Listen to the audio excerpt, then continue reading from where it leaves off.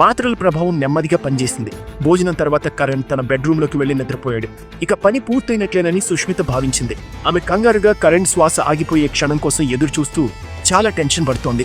దగ్గరలోనే నివసించే రాహుల్ వీధిలో అటు ఇటు తిరుగుతూ కరణ్ ఇక లేడు అని సుష్మిత ఎప్పుడు ఫోన్ చేసి చెప్తుందా అని ఎదురు చూస్తున్నాడు.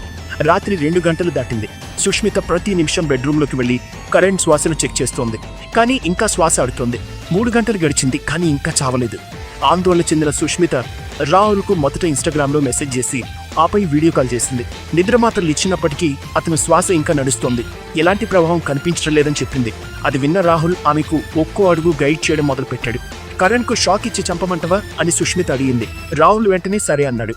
మందులు పనిచేస్తాయని ఇన్ని గంటలు ఎదురు చూశాను అని సుష్మిత చెప్పగా మిగిలిన మాత్రలన్నీ ఒకేసారి ఇచ్చి అని రాహుల్ అన్నాడు. సుష్మిత చెక్ చేయగా అప్పుడు కేవలం 2 మాత్రలు మాత్రమే ఉన్నాయి. ఆ విషయాన్ని రాహుల్కు చెప్పి ఒకసారి ఇంటర్నెట్లో చెక్ చేయి, స్లీపింగ్ పిల్స్ ఓవర్డోస్ తీసుకున్న తర్వాత చనిపోవడానికి ఎంత సమయం పడుతుంది అని అడిగింది. 3 గంటలు గడిచాక అతనికి వాంతులు రావడం లేదు, విరోచనాలు కావడం లేదు, శ్వాస కూడా ఆగడం లేదని గమనించింది. రాహుల్ ఇంటర్నెట్లో వెతికాడు, కానీ అతనికి స్పష్టమైన సమాధానం దొరకలేదు.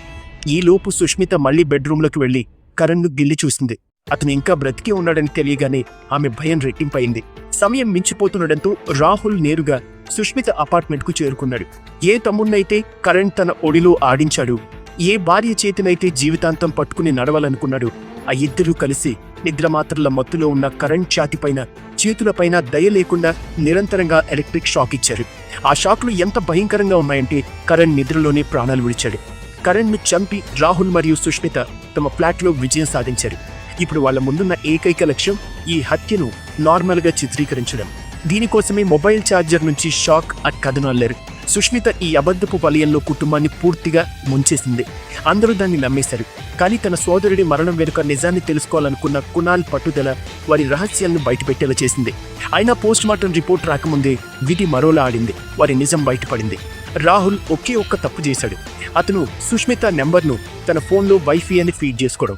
సరిగ్గా అదే రోజు అనుకోకుండా ఆ నెంబర్ కునాల్ కంటపడింది. ఈ చిన్న పొరపాటే మొత్తం కథను బయటకు తీసింది. జూలై 14 తన సోదరుడి మరణం వెనుక ఉన్న కఠిన నిజాన్ని కునాల్ కళ్ళారా చూశాడు. ఆ సాక్ష్యాలు నాశనం కాకముందే అతను వెంటనే మరో ఫోన్ తీసుకుని ఆ చాట్ మొత్తాన్ని వీడియో రికార్డ్ చేశాడు. ఈ కేసు ఇక్కడితో ముగిసిందని మీరు అనుకోవచ్చు, కానీ ఈ కేసు మన దేశ వ్యవస్థలో అసలు రూపాన్ని బయటపెట్టి మరిన్ని చిక్కుముళ్లను తీసుకుంది.